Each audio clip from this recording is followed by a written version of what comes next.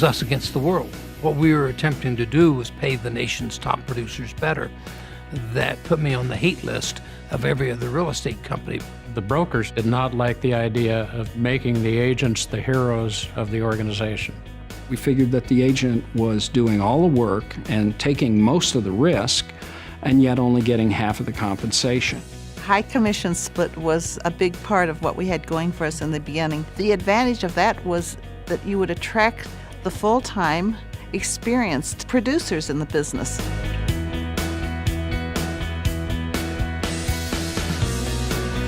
RE/MAX has always been that pioneer.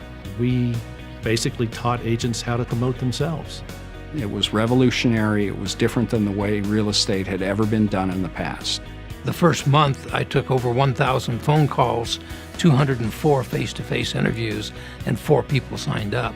And the whole industry was knocking us and telling us that we were nothing but a bunch of cowboys and yahoos. And we went to the Colorado Association of Realtors convention, and so we passed out red, white, and blue pens, and it said 100% in the center, I up mine, now up yours.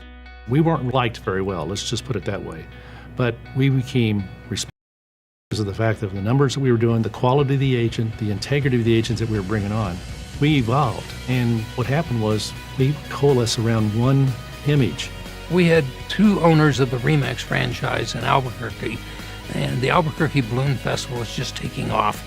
At the same time, the regional owners had a meeting in Chicago, and we looked up at the TV, and there's the RE/MAX balloon.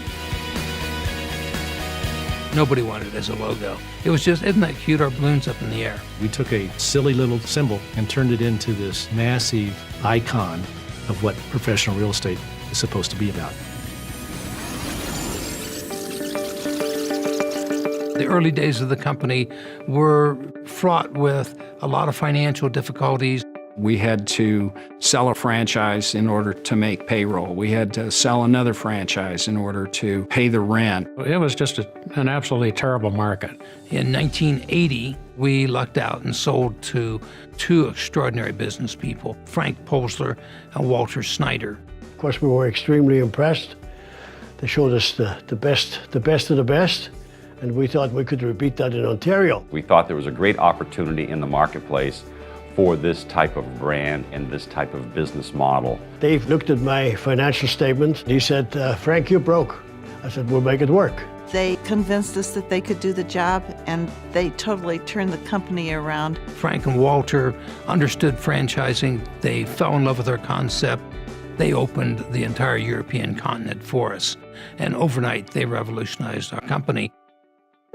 In 1983, we did our first conference up in Northern Ontario. This guy flew in with his seaplane, and I said, Dave, you want to fly with us? No, he said, Gail, you go. The pilot made a mistake. The plane went into a stall spin, crashed into the trees. Killing the pilot and putting Gail and the other 2 passengers in the hospital for years. Originally, they told Dave that she would be lucky to make it through the night.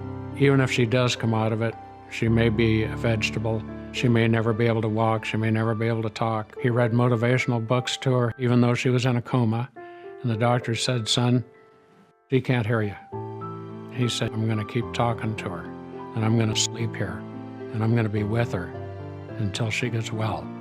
When she finally went into the rehabilitation center after she got out of the coma, they said that her hopes of ever walking were not very good.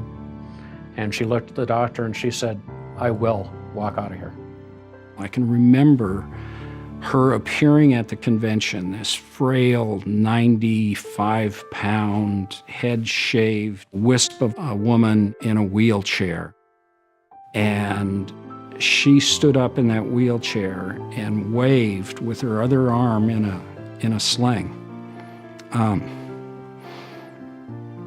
Not a dry eye in the place. That she wouldn't let it take her down. And I think that ignited all of us to work even harder and harder.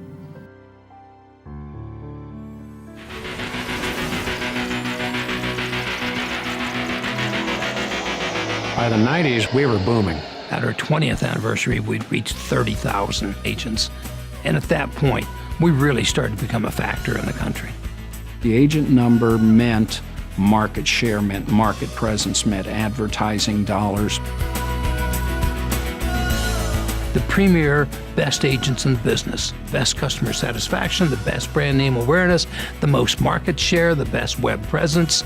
All these things are the RE/MAX brand. The 90s were impacted by technology, and RE/MAX was in the forefront of that. We became the first real estate company to have a satellite TV network. We opened the convention at the National Association of Realtors with a huge booth, cameramen interviewing people. We made such a smash hit the first day that by the second day, 30 or 40 of our competitors all had whiteboards up in their booths that said, "We too have national television coming." We had the tools to help make agents and brokers more successful than they had ever been in the past. Our national company, our regional companies, our broker owners. We are all specialists in providing products and services to help top producers become more successful. We are totally devoted to the top producer.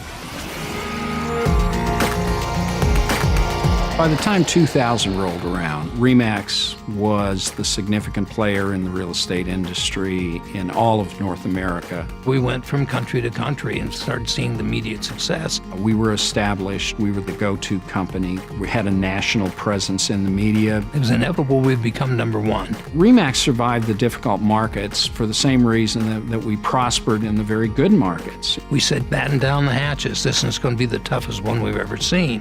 Dave, being the visionary that he is, realized what agents needed to do was change the focus of their business. First, we saw the unbelievable number of foreclosures and REOs coming and said, you've got to prove to bankers you can handle REOs.